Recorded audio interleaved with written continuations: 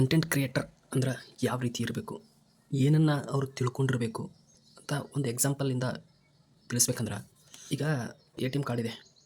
ಈ ATM card ಬ್ಯಾಂಕಲ್ಲಿ ಕೊಡ್ತಾರೆ. ಇಲ್ಲಾಂದರೆ ನಿಮ್ಮ ATM ಕಾರ್ಡು ಡೇಟ್ ಮುಗಿದಿದೆ ಅಂದರೆ ಅವರೇ ಪೋಸ್ಟ್ನಿಂದ ನಮ್ಮ ಅಡ್ರೆಸ್ಗೆ ಕಳಿಸ್ತಾರೆ ಅಲ್ವಾ. ATM ಕಾರ್ಡ್ ಬಂದಿದೆ ಅಂತ ನಾವು ಡೈರೆಕ್ಟ್ ಹೋಗಿ ಸ್ವೈಪ್ ಮಾಡಿದ್ರೆ ಇದು ಏನು ರೆಸ್ಪಾನ್ಸ್ ಮಾಡೋದೇ ಇಲ್ಲ. ಯಾಕೆ? ಇದನ್ನು ಒಯ್ದು ನಿಮ್ಮ mobile number, bank account number enter ಮಾಡಬೇಕು. ಆಮೇಲೆ ಪಿನ್ ಜನ್ರೇಟ್ ಮಾಡಬೇಕು. ಅದಾದ ನಂತರನೇ ನೀವು ಈ ATMನಿಂದ ಅಮೌಂಟ್ ತೊಗೊಳ್ಳೋಕ್ಕೆ ಸಾಧ್ಯ ಅಲ್ವಾ. ಸೊ ಅದೇ ರೀತಿ ನೀವು ಈ ಯೂಟ್ಯೂಬಲ್ಲಿ, ಇನ್ಸ್ಟಾಗ್ರಾಮಲ್ಲಿ ಏನು ಬರ್ತಿರಲ್ಲ, ಸೊ ಅದ್ರ ಬಗ್ಗೆ ಸ್ವಲ್ಪನಾದರೂ ಐಡಿಯಾ ಇರಲೇಬೇಕು. ಬರೀ ವಿಡಿಯೋ ಮಾಡೋದು, ಎಡಿಟ್ ಮಾಡೋದು, ಅಪ್ಲೋಡ್ ಮಾಡೋದು, ಸೊ ಇಷ್ಟು ಗೊತ್ತಿದ್ರೆ ಸಾಲೋದಿಲ್ಲ.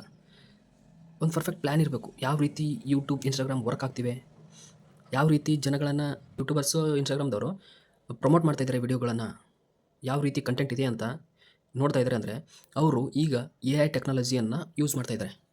ಸೊ ನೀವು ಮಾತಾಡೋ ಪ್ರತಿ ವರ್ಡ್ ಕೂಡ ಏನಾಗುತ್ತೆ, AI ಡಿಟೆಕ್ಟ್ ಮಾಡ್ತಾ ಇದೆ. ನೀವು ಈಗ ಈ ಮಾತಂದಿದ್ದೀರ ಅಂದರೆ ಅದನ್ನು ಕೂಡ ಡಿಟೆಕ್ಟ್ ಮಾಡ್ತಾ ಇದೆ AI.